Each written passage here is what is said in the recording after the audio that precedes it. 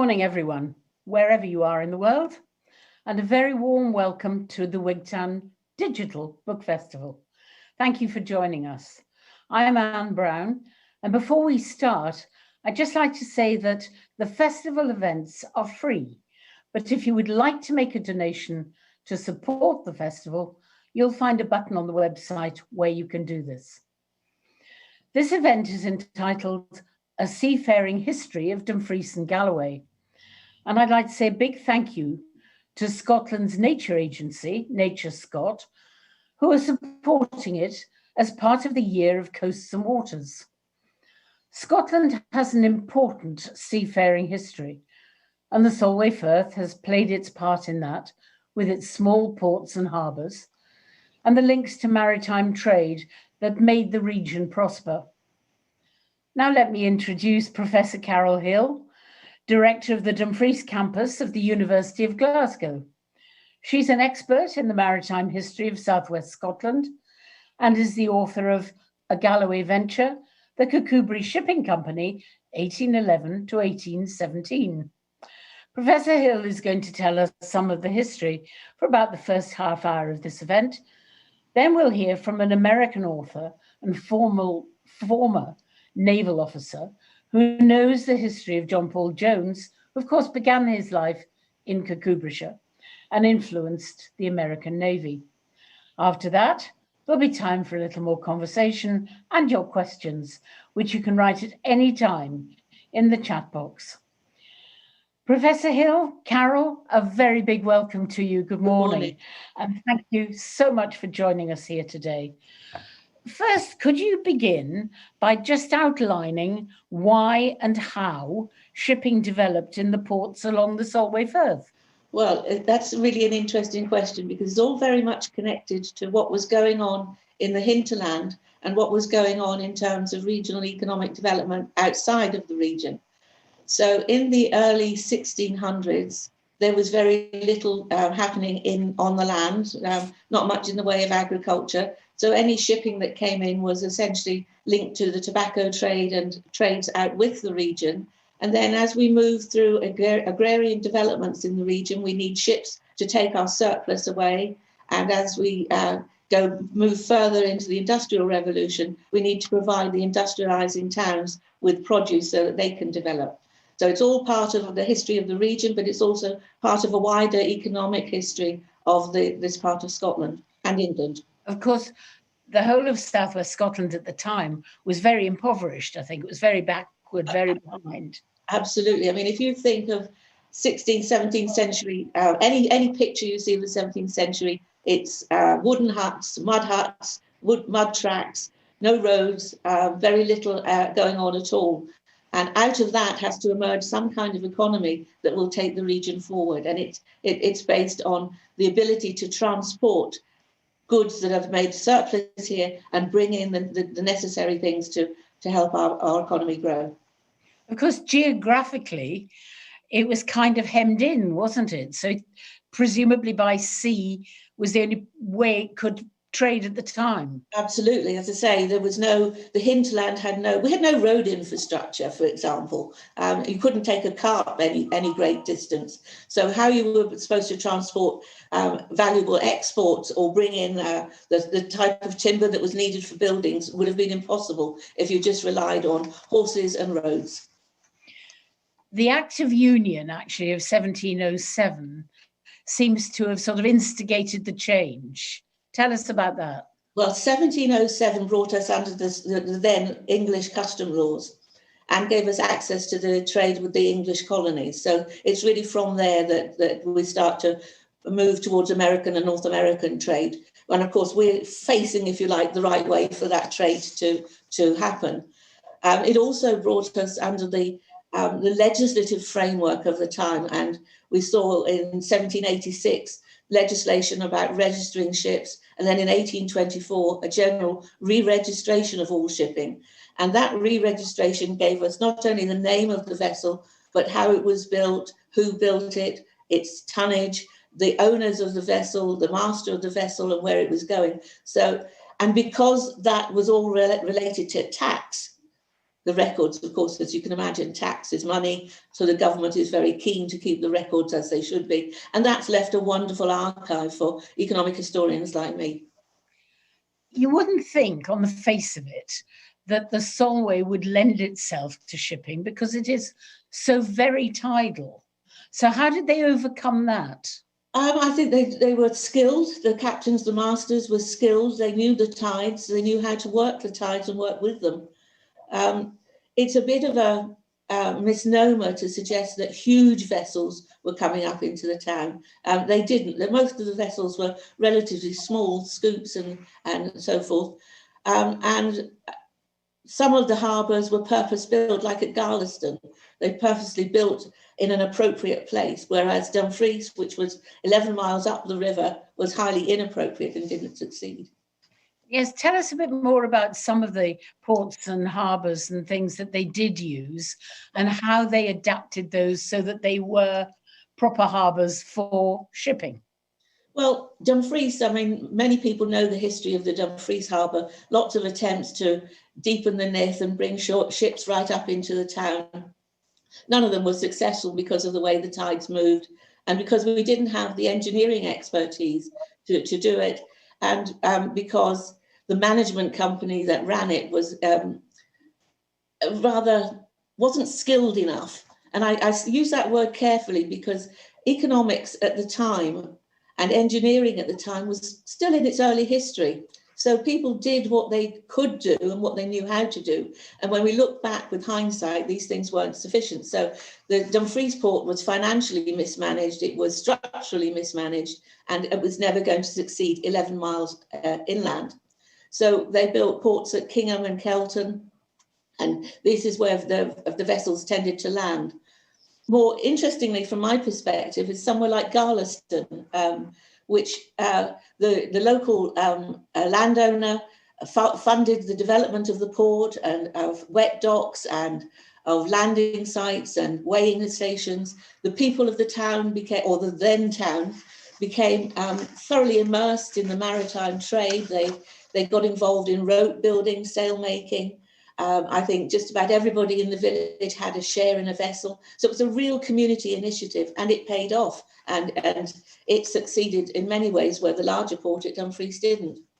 This was something that actually struck me reading through the papers that you sent me to read, was that in the development of all the ports, really, and the shipping trade within the region, they were owned and financed largely by local people. Yes, very much so. It's quite interesting if you compare 18th century history with today, because today the region is full of micro businesses and small entrepreneurs. And when you look at shipping back in the 18th and 19th century, it was individuals as well as some who we might then have termed magnates, people like the Rays and the Rankins and so forth. They had large numbers of shares, but small numbers of parts of vehicles were owned by housewives, cooks, labourers, etc. Everybody seemed to want to have a go at putting a bit of money into the local economy. So they all would own perhaps a share or two. Yes, by 1824, shares a ship could only be sold in 64ths. You could have as many 64ths as you like, but that was the sharing. So you could have you could have 64 people owning a share of a tiny little 15-ton vessel. Wow. Some of the names, in fact, I noticed were of families that are still around today. Yes, yes. Which I found really interesting, that they had this interest in the development of the region, if you like, from a very early stage. I mean, I think it's partly. I think when you look at the chef and the housewife and so forth who owned the shares, it's probably a bit like, having a little bit of a gamble on the quiet and seeing if you get any return, because it was quite a risky business. Vessels went down. For others, people like Rankin and Nicholson, Bell, it was very much about creating an empire, a shipping company or a shipping organisation. They had very often sent their sons to Edinburgh and to Glasgow to learn from experienced tradespeople there how to run the business. And it was an opportunity, it was an entrepreneurial opportunity that they took with both hands. This was something that was echoed in other parts of the country, or was this quite peculiar to this corner? I think it was probably typical of many small ports. And here we've got to distinguish between the small ports, which I'm talking about, and the larger ports that grew up in places like Glasgow and Greenock. So in small ports, it was very much more a community initiative. Of course, I've not looked at the records, and not all of the records are there, but I would say that was the case. In the larger ports, which are the ones that eventually saw ours decline, because you could bring bigger vessels in, the shares in ships tend to be owned all over the country. Ours tended to be very much owned here. We've talked about Dumfries, and actually there was one thing that I really loved. You were talking about trying to deal with the nith so you could bring the ships further up the river. And there's one quote from you which says, "For all their efforts, the river continued to ramble from place to place to the great agitation of shipping. So was it worth the effort?" Well, this is a really good question, and I would say absolutely yes, because I'm looking at it from an historical perspective. That port survived for many, many years, and even though the landing was not at the town centre but further down the river, it still brought goods in and out. So I would say yes, they didn't know how to do the job as we would have done it, but the port survived, so yes, it was worth it. It made sure that the goods that we had surplus, which are largely agricultural goods, this was needed to feed the people in the growing centres. Without us taking grain and etc. to Liverpool, the growth of Liverpool wouldn't have happened. So there's huge significance for ports like Dumfries that is not always appreciated. So it wasn't so very far, in fact, from the Solway down to Liverpool. Were there any other industrial ports that it affected?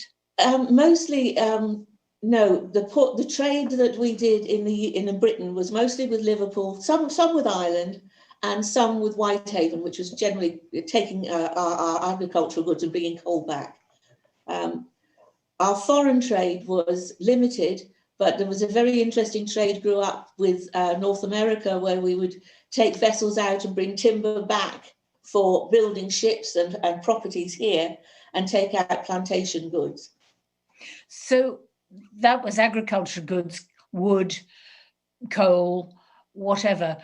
Did they strike up links with any other places for sort of other goods, perhaps luxury goods, that sort of thing? Yes, I think that was probably earlier in the period. So in the 1700s, they were certainly trading with France but most of Europe, and bringing luxury goods back from there. And then in that period, they also developed the tobacco trade, which is in itself really interesting because it had absolutely nothing to do with the local economy. It was dealt with at Carthorne. So tobacco came into warehouses there, and then we took it out. The same merchants would take it out a year later, maybe, to Europe and other places and sell the tobacco there. So whatever happened with that tobacco, it didn't benefit anybody living back in Dumfries at all. So they almost became agents in the middle. They did, except they became very wealthy agents too, yes. Well, that's interesting. And what about the ships? Where did they come from? It varies. If you look at Stranraer, most of their shipping was bought out with Stranraer. If you look at Dumfries, if you look at Garliston, Wigtown, most of those vessels were built in the ports in the local area. So as the period, I look at the period sort of roughly 1650 to 1850. And as we move through the period, more and more shipping is built locally. So yes, you don't think of the Solway as a shipbuilding area, really. Well, so what would be the largest vessels they would build here? They built an occasional, what was known as a ship rig. They were the biggest vessels, but mostly there were sloops and smaller vessels, coastal vessels, things that could nip around the coast very quickly. So what would the tonnage be, the maximum tonnage? Of a particular vessel, I think the Kikubright Shipping Company vessel came in at about Let me think. I think it was about 150 tons. But Tell most us, of them were just, you know, small, 20, 30, 40, 50. right. Tell us about the Kikubrium Shipping Company, because it seems extraordinary, although it is the home for fishing vessels, that it was the centre of a shipping company as well. The Kikubrium Shipping Company is a wonderful story. It's a company that ran for 6 years between 1811 and 1817. And various individuals in Kikubrium decided that they wanted to get involved in foreign trade. Had a lot of kudos if you're involved in foreign trade. So they came together and decided to set up this company, which was based on the purchase of £100 shares. So anybody could buy any number of shares at £100 each. So they raised the initial capital of about just under £3,000, I think, to buy their first ship. They sent somebody out to look for it. He found the Britannia, which was 150 tons, well armed and in reasonably good condition. Brought it back, had it refitted, and sent it off to North America for timber, commissioned on behalf of John Rankin, who was a Dumfries merchant who was very influential in the timber trade. The problem with the Kikubrium Shipping Company was that lack of understanding of economics, and I say that in the gentlest of ways because it was an emerging science, if you like, meant that it was generally ill managed. It couldn't, if you're going to have foreign trade, you have to be able to properly deploy a ship, and a typical deployment would be 2 foreign trips in a year interspersed with coasting trade, and you need to have connections to do that. So while the men who owned the ship were all quite influential in the region, coming from some of the upper classes as well as seamen, etc. They lacked, and they had connections in the plantations and North America. They had connections all over the world. So on paper, they looked as if they would be well equipped to do this. They couldn't deploy the ship properly. They left too much to the captain. They didn't involve themselves in the choice of the captain. So when it went down, eventually, he was apparently drunk as could be and not able to control his ship. They lost the freight in the end. But they did make an early profit, and then they made a loss. And that was the Britannia? The Britannia, yes. And was that the only ship that the Kikubrium Shipping Company actually owned? It was. It began with great aspirations. The early talk was of one, this is our first vessel, and, you know, we'll have lots more and so forth. But I think they quickly found that there was a lot more to running a shipping company and overseas trade than they were equipped to deal with. At one point, they handed over the management of the ship to a Liverpool agent. He offered them various things. They picked the wrong one. They decided to take a freight going out with no guarantee of a freight coming in, and just sat for 9 months in foreign waters. So it was a complicated business. So were young men of the area keen to go to sea at the time? Well, I looked at some figures actually not long ago, and at the end of the 18th century, there were, I think, 330 men and boys on shipping in Dumfries and Galloway. So it was quite an important employer. It was, because 20 years later, there were 500 plus men and boys. So it was and if we had a firm employing that number of people today, we'd be quite pleased. Absolutely. And presumably they would get the skippers or the captains would be experienced people from elsewhere. No, not necessarily, not at all. You know, a lot of the captains come from the region, and I can drive around today and look at little villages that I know, Captain so-and-so came from there. There were schools in the region that taught navigation as well as maths, so they were well educated. Tell me a bit more about Kikubrium, why it came to an end. I mean, 6 years isn't very long. And did it contribute to the economy while it was going?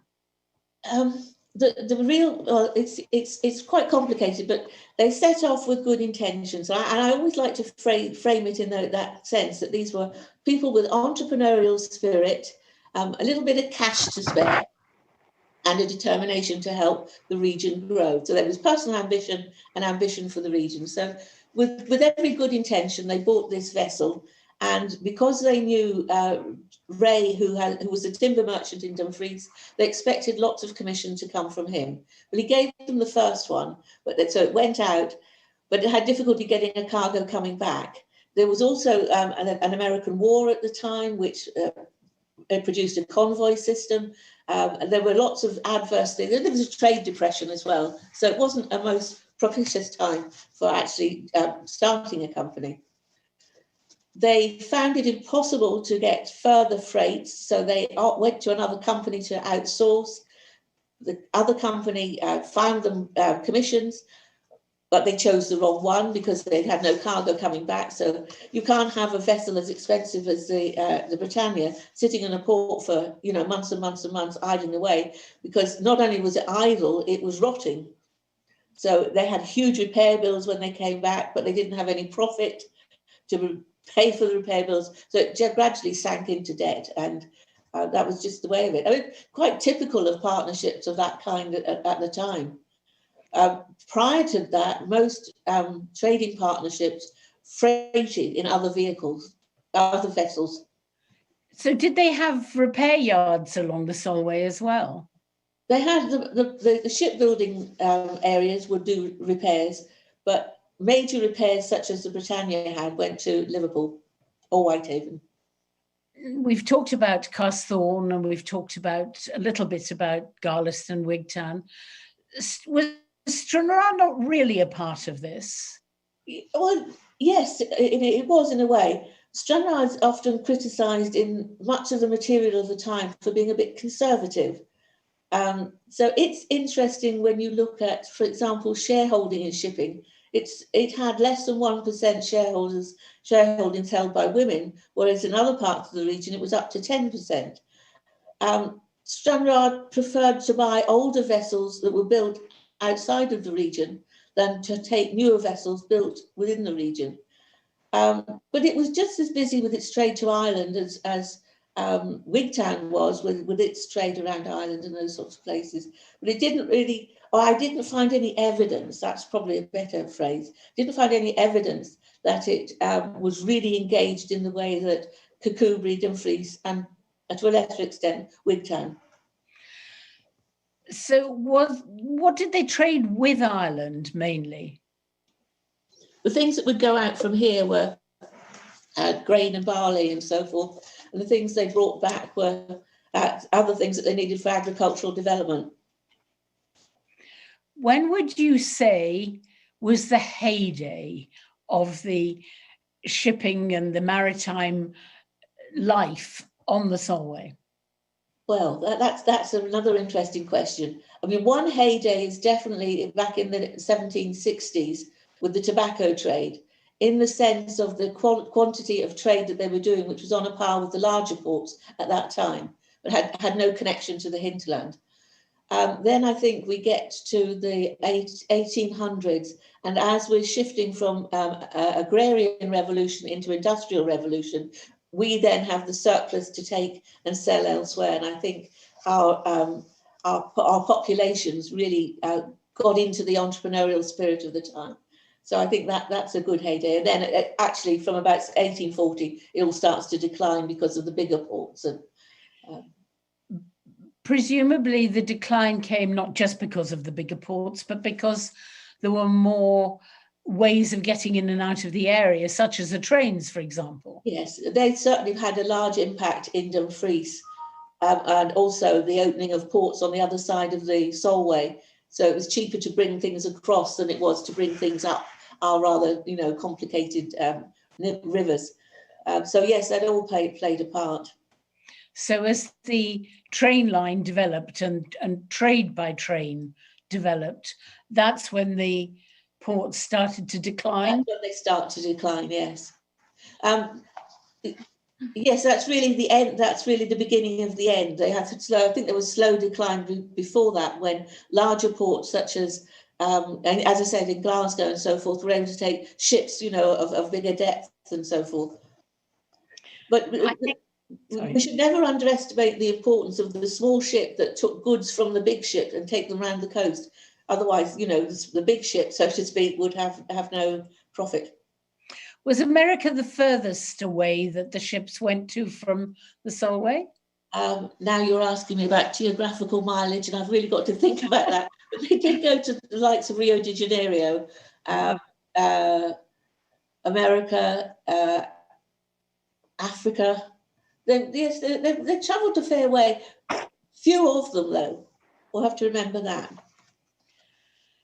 So, what gave you an interest in shipping in this part of the world in the first place? Yeah, people always ask me that, and I don't have a sort of stock answer, but I get cross when people talk of me as that woman that does ships. Because there is so much more to it. I mean, if you think of where I am now, which is head of a School of Interdisciplinary Studies, shipping, maritime history is everything that interdisciplinarity is all about. It's about the people, their actions, the economy, the macroeconomy, the microeconomy, entrepreneurialism, growth in the hints. It's about so many things. And the fact that it was taxed gives access to records that other areas of history don't have. And I just became fascinated by the way that small areas, small boats, relatively small people in terms of, you know, their status, pulled together to exploit and develop the hinterland in the region. This type of maritime history is a bit of a Cinderella, even for maritime historians. And I think it's so important that we understand how people came together, that spirit of community and entrepreneurialism that sat alongside the way in which the magnets, if you like, really push things through. So it just fascinates me. It is fascinating, and I found myself totally wrapped in the material you sent me to read. Not expecting to, I have to say, because I'd never thought of Southwest Scotland as a maritime area.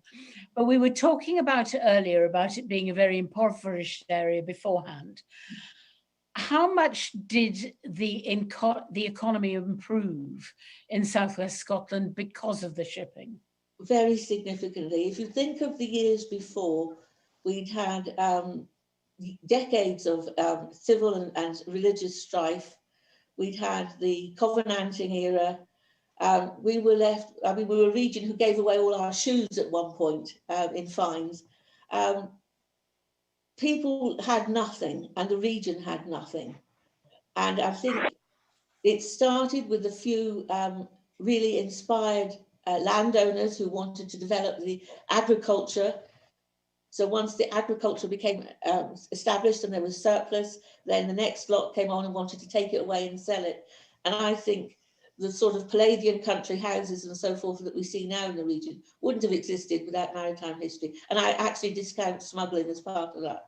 Oh, smuggling was very much part of that, as we know from Burns and so on. But another side of seafaring, of course, is becoming part of the Navy. Yes.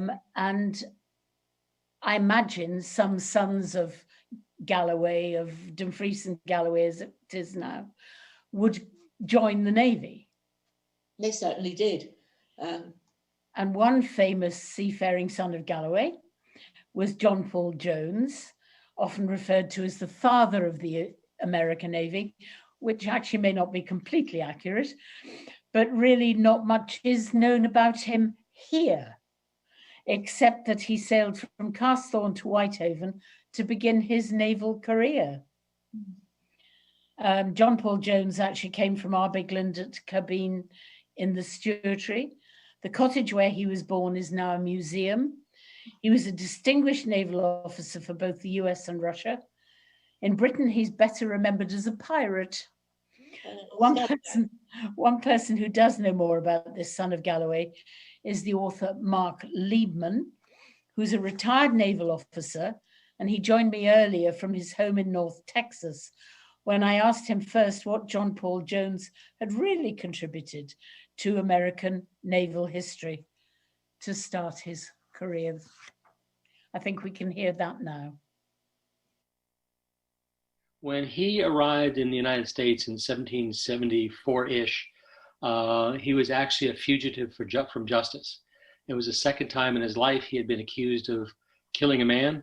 And as it turns out, he was exonerated, but that's not the real story. When he arrived in the 13 colonies in a town called Fredericksburg, Virginia, he actually was going to see his older brother, who unfortunately had passed away. And so after he settled the affairs of state, because he did not want to be a gardener, did not want to run a farm, he offered his services to the Continental Navy, which is the forerunner to the United States Navy that we know and love today. So if you, in that context, is how we Americans view John Paul Jones. And by the way, when he arrived in the United States is when he changed his name from John Paul to what we now know as John Paul Jones.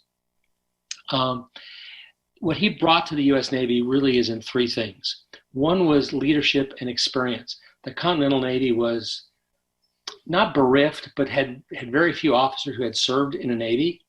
We had very few ships. We had very little money. And so we had just decided in 1775 at the Battle of Lexington and Concord to take on the most powerful country in the world with the best Navy, a professional army. And we were literally out of sorts, to use an English expression. So what John Paul Jones brought to the table was one, experience, two, leadership, and three, the knowledge of how to sail and fight a warship. And that was one of the primary roles that John Paul Jones had in the early days of the Continental Navy, before he took command of Ranger, before he raided Whitehaven, before he battled Serapis off Scarborough Head. So when the American real Navy started, was that then the disbandment of the other bit of the Navy, if you like? Yeah, so the Continental Navy in 1784 and the Continental Army were disbanded. At the time, we had a document called the Articles of Confederation, which did not allow the Continental Congress, to levy taxes. So they had no money. So they literally disbanded the Army and Navy in 1784, and John Paul Jones is without a command, without a source of income, which that led to his trip to Russia. But what we had was a 10-year period, 1784 to 1794, where the United States was literally defenseless. And so in March of 1794, they passed the Navy Act, and a captain by the name of John Barry was tasked to create what we now know as the United States Navy. And so he was really the father of the American Navy, not Paul Jones. Correct. But John Paul Jones's influence carried long after his death. His idea that sea captains should be leaders, should be professional, competent seamen, to use his words.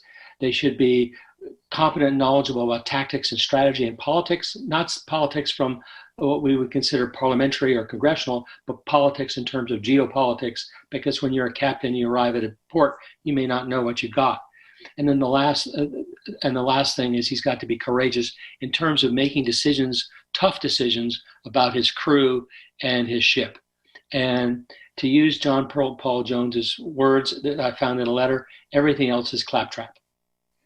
So how did he come to be such a figure, such an eminent figure, and such an influence on the American Navy? I mean, a lad from a farm in Scotland.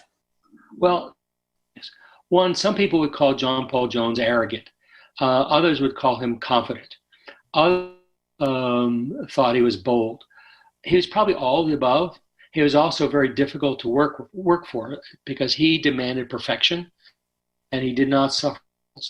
But what John Paul Jones did to the Navy, hold on one second, is he instilled a spirit of esprit de corps and an aggressiveness, and he trained young officers. And how did they flourish under his training and his command? Well, John Paul Jones would take officers that he thought would make good naval officers, and he gave them a chance to succeed and or fail. And what he would do is he would step back, and one of the great things he would do is when they would come upon a foreign ship, he would say, okay, midshipman so-and-so, or okay, lieutenant so-and-so, how do you see this engagement proceed? Because one of the things he said is a good captain doesn't enter a battle unless he has a strategy and he knows how he's going to win, okay? And so he would allow his young officers to gain experience that way, and then actually execute the plan, and he would step back and wait, and if they started to fail, then he would step in. This is a classic way of teaching young officers in the military. And he was one of the forerunners of doing this. And this is one of the ways he brought forward a lot of young men who became very competent officers. Did they admire him? Did they respect him? Yes, they did. And pretty much to a man, they would serve under him. But he was a hard taskmaster. He was a harsh disciplinarian, but that was very common in those days. If you've ever read the Articles of War for the Royal Navy or the U.S. Navy, they're pretty draconian. Essentially, flogging is the answer. But he got into trouble for that. Yes, he did. Early in his career, when he was on board a merchant ship, he had a sailor who he thought was trying to start a mutiny flogged. The man, and when you give 9 lashes to a human being, you rip up their back pretty badly. The man lived through the flogging, but later died of yellow fever. And Jones was accused by the man's family of murder. And in fact, he was again exonerated.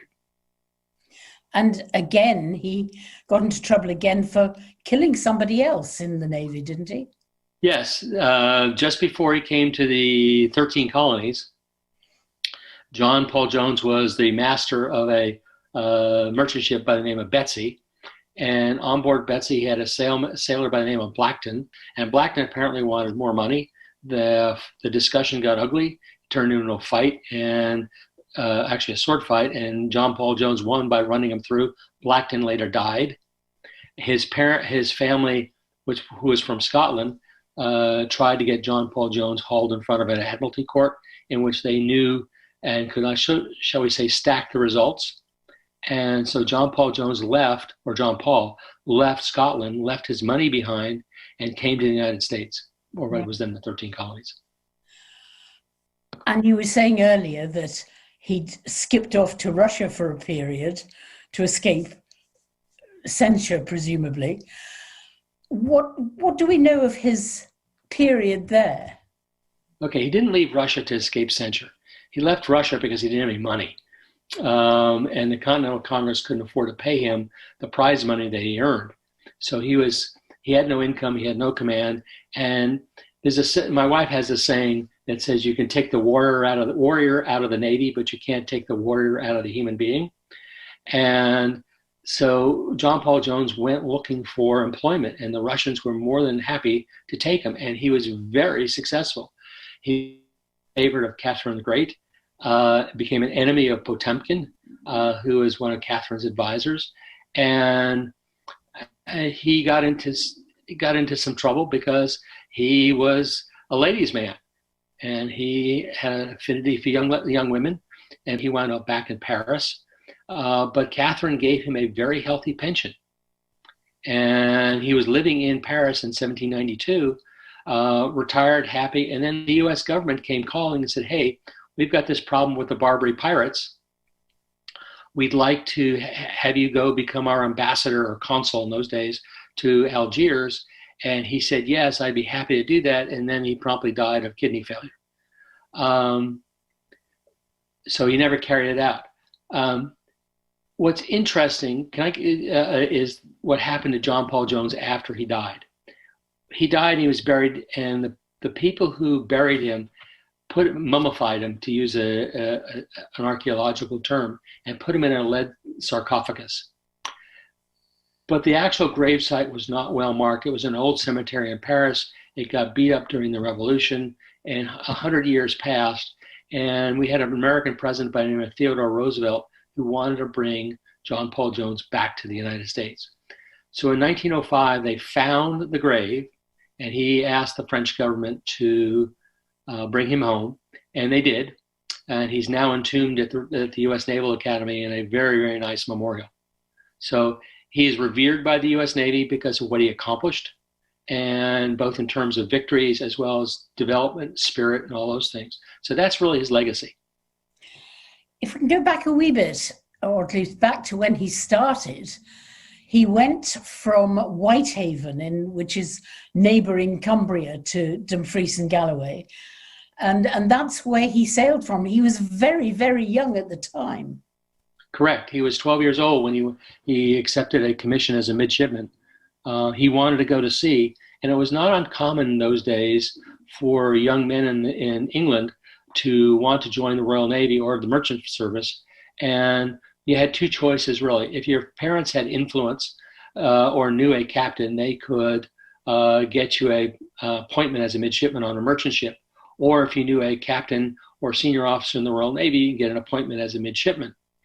The other option was enlisting, which meant you were a seaman, and you had to work your way up through those ranks. But John Paul Jones wanted to go to sea. It was towards the end of the 7 Years' War, and that's what happened. And he showed ability, and he got promoted from a midshipman to a mate, a quartermaster mate, actually a first mate. Then he became a master of a merchant ship, and he sailed for several years as the master of the Betsy. Do you think it's because he came from a poor family that he didn't prosper within the Royal Navy or the Merchant Navy in Britain? Well, he made a lot of money as a captain of the Betsy because after he brought Betsy back, actually there was a prior ship. He brought a ship back that had been damaged. The captain and the first officer had died of yellow fever, and he sailed it considerably way back to a port, saved the cargo, saved the ship. And that's when the owners of the Betsy gave him 10% of the value of any cargo that they sold or carried, and made him the master. But I think money drove a lot of what he did, because as a captain of a warship or a privateer, if you capture a ship, bring it to port and sell the cargo, you got, depending on the country's formula, 25% of the value of the cargo and the ship.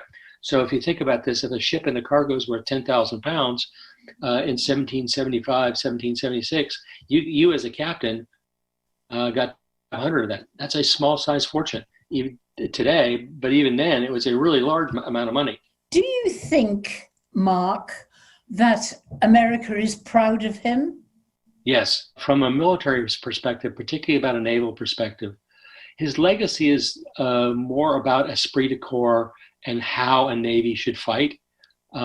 Keep in mind, his raid on Whitehaven even sent ripples through the British government, because suddenly the rebels, that's us, were raiding English territory. Even the French didn't do that.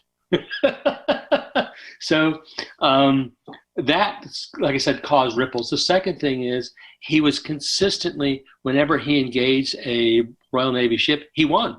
It's something we take pride in.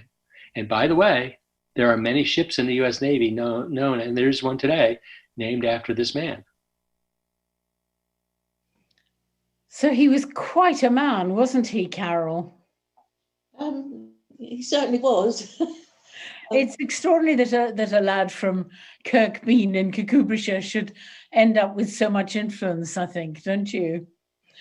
Anyway, what we have now is we've got quite a number of questions from people who are watching this. The first one is, what part of the trade from the area involved slaves? In fact, we've had that from Deborah and from Peter, who says, are there any firm links with the slave trade, as you've mentioned tobacco? None that are documented that I came across. I worked with the customs records, so those were the records of what went in, what was on a vehicle and where it was going. There was no evidence of vehicles going from here to America or wherever and getting involved in the slave trade. I know it happened, but there's no record of that. But they were bringing back tobaccos, so perhaps from some of the plantations anyway. Yes. There was certainly involvement in the slave trade, but the detail, the level, there's no trace of that in the records that I used. And was sugar involved as well? Sometimes sugar was involved, It was a tricky commodity because you had to get the timing right to actually transport it. But yeah, I wouldn't say that there was no involvement in the slave trade, and we know that some of the some names from the region were involved in it, but I don't like to say too much about it because I don't have the actual archive evidence to support it. We have a question from Valerie who says, what about the emigrant ships? Yes, they went from Carthorne. There was a trade that took immigrants out to America and brought timber and so forth back here. And there were many thousands who left at that time. Again, it's interesting that this was from Carthorne rather than the port in Dumfries. And would the immigrants from there be just from the southwest region, or would they come from all over Scotland, perhaps, to emigrate from there? Mostly they came from within Dumfries and Galloway, but you know how large Dumfries and Galloway is, so some of them travelled a considerable way on foot to wait for the ship to take them over there. And we also took out what we call plantation goods at the same time. This was everything from shoes and belts and guns to lace and so forth, which was collected up over time, stored at Carthorne, then went onto the ship with those who were actually emigrating as well. You were saying earlier that the ships were relatively small. So would these be fairly uncomfortable voyages for emigrants? I can't imagine them being comfortable at all, to be perfectly honest. No, you really wanted to go, or had to go if you did that journey. There's another question from Eileen, who says, you mentioned the significance of agricultural exports. I imagine William Crake was instrumental in this in the early years. Have you looked at this area, and are there others we should know more of? William Crake was certainly influential. He was one of the foremost agricultural improvers, and he built and developed that. I haven't looked at individuals and the role that individuals play, because that's not really where my interest lies. But certainly there were many notable agricultural improvers from this region. And one of the reasons why the rest of my story holds together, if you like, is the success of agriculture. We knew what to do, we knew how to do it, we weren't afraid of experimenting and getting it right. So we very quickly grew or had the surplus that we need, that I talked about being sent elsewhere. The next question moves us to Annan, which we haven't mentioned so far. And Mallory says, why did Professor Hill not include the several clipper ships which were built in Annan by the John Nicholson shipyard? They were built at Annan, but rigged in a cousin's yard at Liverpool due to the shallowness of the Solway at Annan. Right. The ships were up to 1,000 tons and sailed both round the Americas and to China in the 1860s onto 1890 and later. Yes, that's absolutely right. Why didn't I mention it? I don't think you. I didn't. Just didn't. You didn't ask me a question about it. Blame me. Why don't you? Yeah, I don't remember reading about it, to be honest. No. How much was there at Annan? Yeah, there was a lot. It was towards the end of the period that I look at. I really just go to the 1850s. But the Nicholsons had been building at Annan and in America as well. I mean, their first the first time they went to America, they built a ship and brought it back.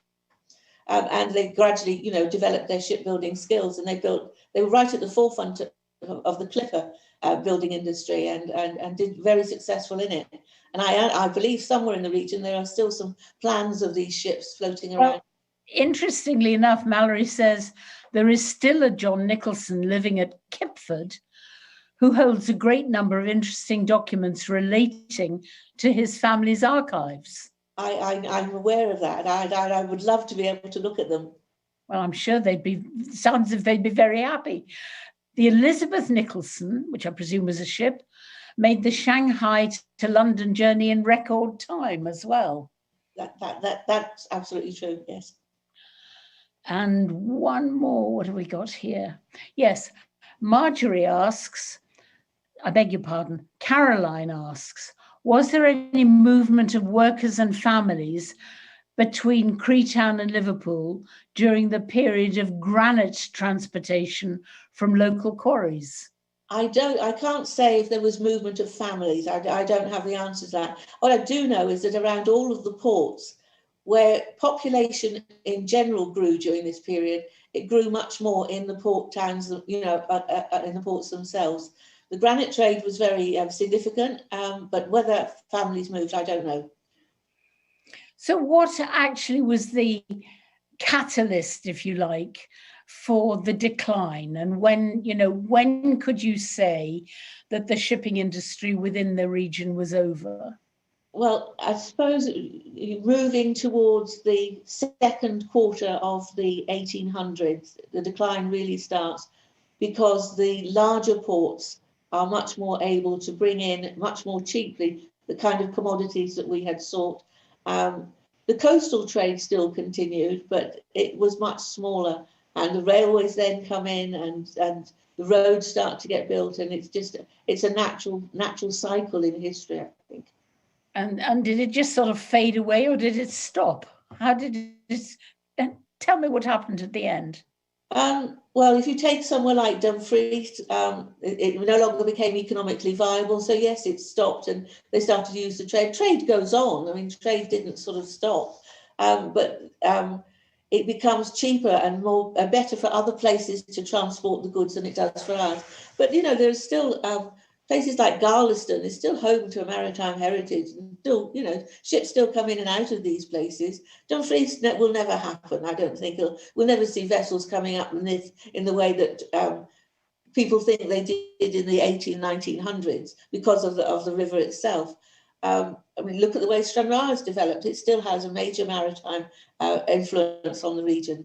So it's just, I think, as things progress and places with better factor endowments take off in their direction, we have to change and adjust accordingly.